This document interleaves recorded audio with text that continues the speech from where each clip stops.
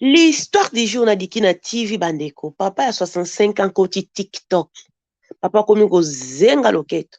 Papa komi na mabine la mwanza bandeko. Bana baleli.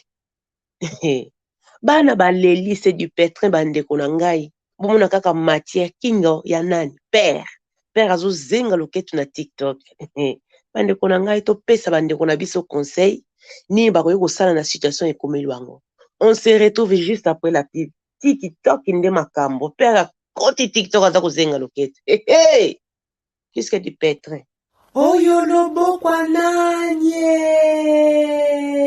ya Jiperos Couture na France précisément na mele couturière pe designer munene ya bana mboka ya baafrikain nyonso tu ndeko aza kotonga robe veste ensemble bakupe nyonso tu baroba mariage oyo nyonso tu yo kolinga ya kotongela yo aza na batisi aza kotinda partout na mokili bandeko na nga talaka moto azotongela première dame en place talaka soki mwasi ya mokonzi ya ndimi seke mosala ezali Jupe Rose Couture soki atongeli yo bandeko soki baluli yo te seke yaka motema mabe ndeko na ngai kino lelo yo ozalaka kaka na baprete à porter keba boya kokuta na uniforme na salle ya makambo akala ezalaka lisusu te luka Jupe Rose Couture na France précisément na mele okozala desu te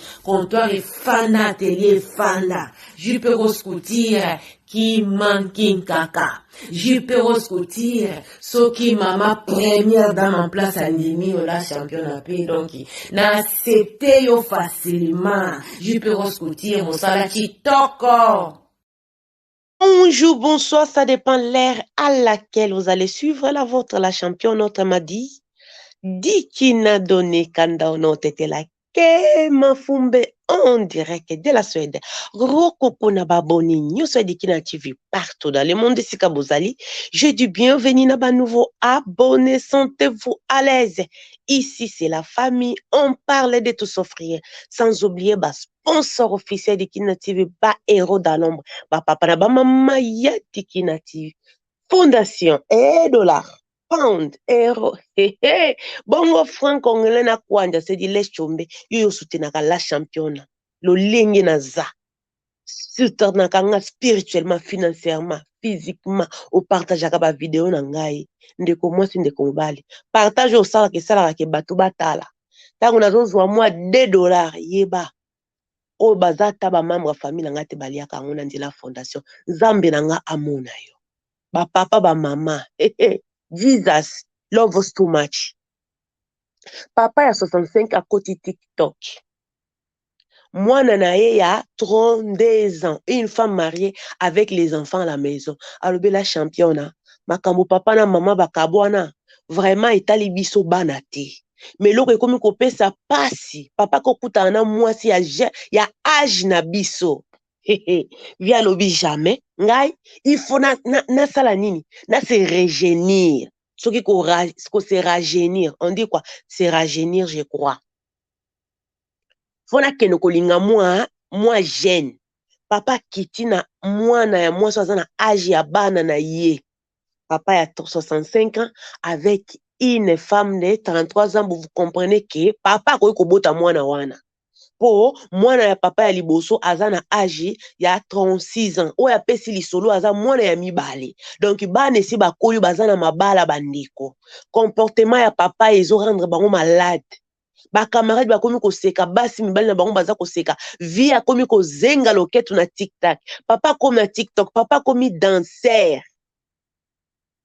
na TikTok. Pona nini? Mwasi na ya jeune wana ndazo salisa vie na bango makambu. Bandeko bino boyebi mutu soka zwi puberté na âge de 65 ans. Bandeko faut bokanga parce que cause la plus que du pétrin. Et ça le quoi vie Tony boy, vie Tony ya Allemagne. Ba joyeux anniversaire à notre papa sikoyo abanda kosala nini akoma kozenga loketu na nini na TikTok. Sikoyo mbelekete akolela o akolela te akoseka. Bandeko na ngai tozoluba peut-être tokoyoka ngo lisolo mais boyeba quelque part eza na bana moko boye bazoyoka soni pona comportement ya papa na bango. papa bali jeune fille bakoma kotia ba video na TikTok kuna vie aza kobina papa zo bina nzembo ni bande ko na ngai vie asengi penya na video moi ça tela nzembo ya defao nzembo nini ya defao via lobi sanu muna kina hutu ma muna kina pam pam pam pam pam la ngape na yebiti nde ba lobi na nga kaka yango naza ko beta lisolo bandeko kuna vie simbe bonge simbe ba mama bonga tokubalukuta sikoyo soko yebi nzembo wana koma oyebi nzembo wana po eza ba falite na ba ferete pardon ba divorce oyo mabe makasi bandeko papa toki na nzembo ya defao simbe bonge tokubalukuta sikoyo pam pam pam pam pam pam pam la vie kuna dansa za kuzenga luketu bandeko bila ya kosa sikoyo papa ya bana bazana mabala biyo moko boyebi tango nasenga partage o partage kate mais likambo bongo ba muto ayebi ya kotindelo atindeli na bato nyonso tu ya raison na po ba mona nde vie na bino zo zenga loketo video moko te video mibale te bandeko bana relation na papa na bango ekomi froide bazopekisa papa lobi azosala vie na ye et surtout mama na bango nde muto asalaki de sorte que bakabwana si je suis là c'est à cause de votre mère. Vous ne pouvez pas m'empêcher de vivre. Bino mo ba vie. Tango likambo ezaka série ya. Ezala kimongo te ni kitete la français ndebima. Ya Lovanium par la question qui était moi. Moi j'étais là-bas à Lovanium. Ne viens pas avec du n'importe quoi parce que je comprends ce que je fais. Bandeko. Papa lingi koyoka te. Alingi koyoka te, alingi pe ko comprendre te, bana na ye pona nini ezo déranger bango. Ya zo sala vie na ye. Bana balingaki ya kufa, tangu mama na bango azwaki décision ko quitter papa na bango. Balingaki ya kufa. Maintenant nzambe asali ye ngolu, asali nini, azongeli la joie de vivre. Donc vie la joie de vivre ne comme na TikTok, ko binaka, makambo mwasi na ya jeune azo yebisa sala za ko sala. Donc il réseau pamba réseau pamba. Bande konangai eza ko déranger bana ezo déranger bana yango bana baye et pas la championne ko pesa lisolo papa na biso na âge 65 ans à côté TikTok et pourtant TikTok eza na âge limité biso nyoso tout za kona eza na âge limité ndengeni bande konangai vraiment na ko loba pour ne pas minimiser ndeko nanga moi ça pesi lisolo mais na yebisaki ye pe nazo pesa ye conseil awa wana dikina TV beta papa kara bomoni to babwaki video kuna na TikTok babwaki video na bango na Facebook tako bino bozo réagir bozo benga papa la fille azo comprendre que nini que makambo bazo sala ezo komela bango pona nini papa wana mwasi na ya sikana bana na ye bayoka na kati vous comprenez baswana bafingana donc relation za malamu te mwana wana siko ya mwasi azali mwasi ya papa na bango akoma kusala makamu na kanai pona kopesa bana ya papa wana motema pasi tango bazobenga papa na bango des fois bazobenga bazolela papa tu nous fais la honte papa boetu mwasi azoyoka kete bana bazosepela te na makambo oyo biso tozosala ole batika aza kobakisa lisusu pona nini ye na bana mobali ne bazalaka na rando c'est vrai tozoseka mais pona nga namoni na nga yango mabete franchement pourquoi azosala vie na ye bino pe bana bopekisa bato oyo baoya kochola papa na bino parce que vie azo vivre et surtout nde papa lobi ke mama nde muta ayaki na divorce bolingaki ya kufa ya reprendre la joie de vivre il fait sa vie il faut boire accepter le lenge ezali donc ngana kolinga siko kopesa bino de conseil parce que bozo nyokwama boza kolela papa na bino komi sujet ya soni bandeko bokipe ete ceux qui ba boaki vidéo na TikTok na Facebook il faut pas appeler papa ceux qui vont benga papa pour lui dire bonjour mais pas lui pour le faire quoi le juger encore papa est-ce que tout ce qu'on te dit là tu comprends pas que tu nous fous la honte bolo bayango te parce que moi ça zali maman na bino parce que moi c'est papa za maman quel que soit âge na ye tango bino boza ko se plaindre elle comprend directement que te ezo komela bino et puis bino mo boyebi ba jeune mikolo bana molimo arando molimo Chantal bona na manelo ya kitoko boye biango et là tibato na mokilo na ndenga ko sakanate. Donc ngana koloba c'est vrai, c'est pas bien, ça vous honore pas, mais acceptez. Il y a beaucoup de choses. Il y a beaucoup de choses, moi je peux dire même na famille nanga, il y a beaucoup de gens aussi qui ne sont pas honorés na be mission na salaka. Nde na teka elongi na YouTube na ndenga be mission ba histoire mususu na betaka. Il y a les gens de ma famille qui ne sont pas honorés, mais ils sont obligés d'accepter. C'est pour cela que je vous ai demandé aussi de faire la même chose. Accepter soit au papa nabino asali. Sinon te boya konyoka mapamba. Bande kunangai. Bope sa famille oyo conseil eza na détresse. Bope sa famille au conseil eza kolela. Papa ke abali moi sa jeune makasi. Abali moi sa jeune makasi, moi sa jeune azo salisa papa makambo papa kana ko sala te na vie. Donc pona koloba ke vie aza ko bina azo sala makambo ebele eza ko honorer bana na yete. C'est pour cela na lien na loba que bobeta kara. Bobeta penda grand kara, vrai kara même. Vrai kara oyo et kokomela moi sa papa na bino tango bozo koma lisusu te bozo benga lisusu papa na bino te a comprendre que te ba mesani mais aussi longtemps bozo sala ndenge wana papa na ngai bande konanga ba otika te parce que bino na mbana wana mama wana boswana bofingana bofinga ba ndumba et tout donc il va faire tout pour vous faire chier. Donc bobeta bango kara bandeko vi azobina swane mona kina autu ma unakina utu samune na unakina autu ma unakina pam nzemba defao pe simbe bonge sumbe bonge tukubalukuta siko bandeko siko papa na bino siko azozenga loketo moi sinazobeta maboko bébé na bango mukie azo yenga sika papa na bango azo kobina mais c'était plus que du pétrin. Batindeli nga vidéo wana Nathalie vient na TikTok ya faut mona ba commentaire bato bazo tinda ka banini ya koseka ba dekalo ya koseka bwe ya koseka alobi la champion la plupart ya bato ba komi commentaire wana mingi baza baninga na biso tala papa ndazokisa biso soni na bi bandeko oyebi puberté à âge à 65 ans yaya ata bopesi conseil ye moko il faut comprendre que peut-être qu'il était basel ici ata bopesi conseil via lobby à vivre maman na bino alingaka bomisa ye sikoyo à reprendre la joie de vivre bino mokanisi ke via oyoka via koyoka te pour éviter des midi à 14h ba dispute na ba téléphone. Laissez-lui faire sa vie.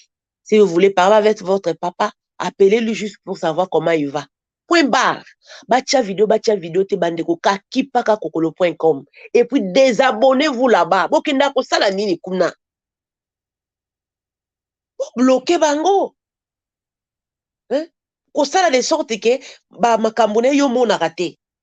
Wana nini aussi ko zonyoka en tout cas bandeko ngana comprendre raté. Et si ko zonyoka me misune za kuna. Quand on dit dans la vie il faut être discipliné pe na makambo. Lena obanda msala mo arrêta. Discipliné pe na wapi na ba makambo. Tu ne peux pas être discipliné. Nzoto ezo sala nini ezo nyokama eko simba te. Bokinda ko sala nini kuna. Bokinda ko sala nini kuna. Bokinda ko sala nini. Tango bozo nyokama. Bokinda ko sala nini. Non, bozape bango. Bozape bango parce que je comprends que bozo souffrir. Bande quoi vaut l'antenne. Si c'était ton père, au moins il vient à TikTok, viens au bloquer, viens au bloquer. Papa na bino siko azo bina nzembo defa. Simbe bonge, kubalukuta, siko. Donc n'aviez pas comprendre que TikTok il faut ningisa loketo ou ningisa bassin. Siko imaginez-vous que c'est votre papa qui le fait. Imaginez-vous que c'est votre papa qui le fait. À vous l'antenne. Pour me raconter sa conseil. Parce que Ndengezawana, papa leur a bien compris, il a bien fait comprendre que moi, je ne vais pas laisser. L'affaire là de moi, je ne vais pas lâcher. La vie est tellement bonne comme ça, moi, je ne comprenais pas. Quand j'étais avec votre maman, c'était seulement la télé, et tout. Mais ici, là, avec ses dents, c'est pareil. avec une jeune femme comme ça, je me sens rajeunir. Si vous voulez que papa danse. Ah, bandeko na ngai. À vous l'antenne. Bosunga libota oyo, bosunga bana oyo. Relation na papa ezokende ko beba. Pona nini parce que vie a commis bibine na mwanda na réseaux sociaux. Vraiment bandeko na nga na lingi bino a trop aimer partager, ozanga surtout ko s'abonner te, to kutani mbala sima na ba émission. Aimer partager. Pour partager aka ba nini te bo moni vie abato aza ko bina na TikTok, nde bo partager. Sungangai partager. Na lingi bino a trop bandeko ba bonne journée na bino. Lelo na banda musala moi retard. Yango wana par rapport. L'homme intelligent voit l'avenir venir et il investit. Maman lopango elombe, papa lopango elombe. Cité Odimba prospère. Non loin ya aéroport Yanjili. 5 minutes ya aéroport Yanjili. Entre bibwa na wende ya bibwa kuno kokuta ba terrain o ezali kote kama na cité Odimba prospère 20 sur 20 na $3000 bandeko to beleli basi ya mayele to beleli mibali ya mayele oyo bayebi ete mabele epolaka te chaque année mabele zwaka valeur elambo kosomba lelo lobi ekomi na ngotombola me mabele osombi lelo lobi ekosala nini kopesa yo mosolo 20 sur 20 na $3000 non loin ya aéroport ya Njili bandeko okuta terrain ya plat okuta terrain ya ngomba ça dépend posa ya motema na yo soko olingi kotonga na ngomba po mona paysage ya Kinshasa mobimba yo soko olingi kotonga na plat kaka yo ba terrain ezali bien cadastré awa tobeleli basi ya mayele mibali ya mayele ba monaka avenir pe ba investisaka benga numéro wana kosolola na boss Odimba na madame na ye bibi Odimba donc ba sololaka plus que même makambo yango po ba yebi pasi ya diaspora ba yebi pasi ya poto ndeko kozala de suite olingo zala voisine to voisin à la championne Yaya Somba na baji na biso photo benga ba mama mapango moi ba 10 ba 15 terrain pour na lobby et pesa takas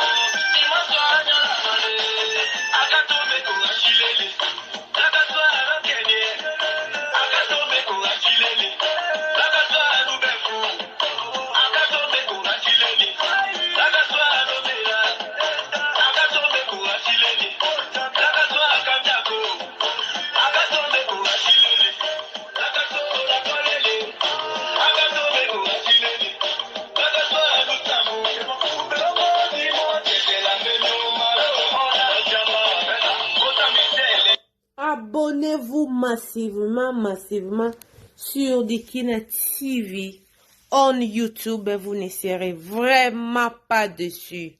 Bisous. Bisous.